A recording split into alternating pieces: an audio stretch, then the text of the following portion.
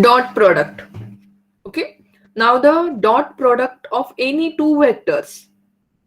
Now here the vectors are denoted by the bold letters. So that's why the bar is not written on the top of the letter. So a bar dot b bar. Okay. It is written like this, a bar dot b bar. And there are geometrical product of this a bar dot b bar. The result is magnitude of a, magnitude of b, and cos of theta, that is the angle between vector a bar and b bar. Simple. That is the a bar dot b bar. Now here this simple at the result here ab. It is not the bold letters. That means this a and b are the magnitudes of the vector a bar and b bar. And all of you know a, how to find the magnitude also. And whereas this theta, that theta means the angle between the vector a bar and the b bar. And the result of a bar b bar is called as a scalar product. This is the known as the scalar product. Dot product is also known as the scalar product because the result is always a scalar quantity. So simple here, the in the box it is written as the a bar dot b bar is equal to ax dot bx plus ay dot b bar az dot bz. That means here unit vector, that are the similar unit vectors ax cap ax cap ax is always one unity. That's why here in the dot product that unit vector vanishes. Result is 1. That's why the result is only the scalar quantity. So here the applicable laws are commutative laws. A dot b is equal to b dot a. Also, you know that distributive laws, a dot b plus c is equal to a dot b plus a dot c. And these all are the vectors. Also, you know the results for the ax dot ay dot az, az dot ax. Different unit vector dot products is always 0, whereas the similar unit vector dot product is always 1. So this is the simple dot product concept.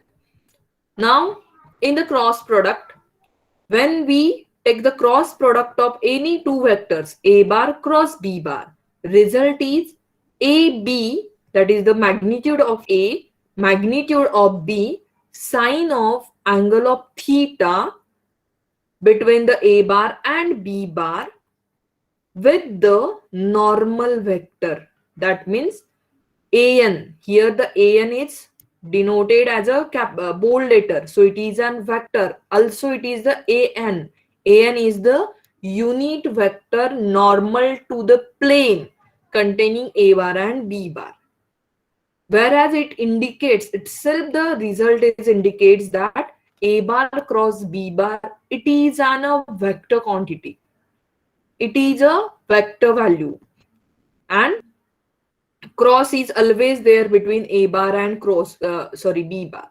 Okay, so a bar cross b bar is a vector quantity whose magnitude is the area of the parallelepiped formed by a bar and b bar. Okay, and the an is the normal vector like this, a bar cross b bar. But here the normal vector, it is the an is the very important parameter, indicating that whatever the result, it is the vector quantity. Also, when we want to solve this a bar cross b bar, you have to use this matrix format, right? So vector multiplication a bar cross b bar is equal to, like a determinant form. First you have to write ax, ay, az, these three unit vectors. If a bar and b bar, it is given in Cartesian coordinate system, write here Cartesian coordinate unit vector. If it is cylindrical coordinate system, write cylindrical coordinate vectors, right? And if it is spherical, write ar, a theta, a phi respectively. Okay, then write down first a magnitudes of vector a bar like ax, ay, az. Magnitudes of vector b bar bx, by, bz serially, right? If it is b bar cross a bar, then there is a change You have to write here on the second row, you have to write first magnitude of the B bar, and at the third row, magnitudes of the A bar. Okay. Check the order. And all of you know how to solve that determinant, right? First row, that is in the first AX, then multiplication of this AYBZ minus AZBY plus second column AY. Okay, then AXBZ minus BXAZ, right? AXBZ AY AXBZ minus AZBX. Here it is a printing mistake. Don't follow this. Plus AXBY minus, for the AZ, AXBY minus AYBX. Okay.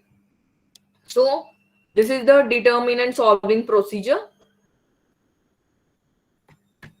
for the cross product and dot product.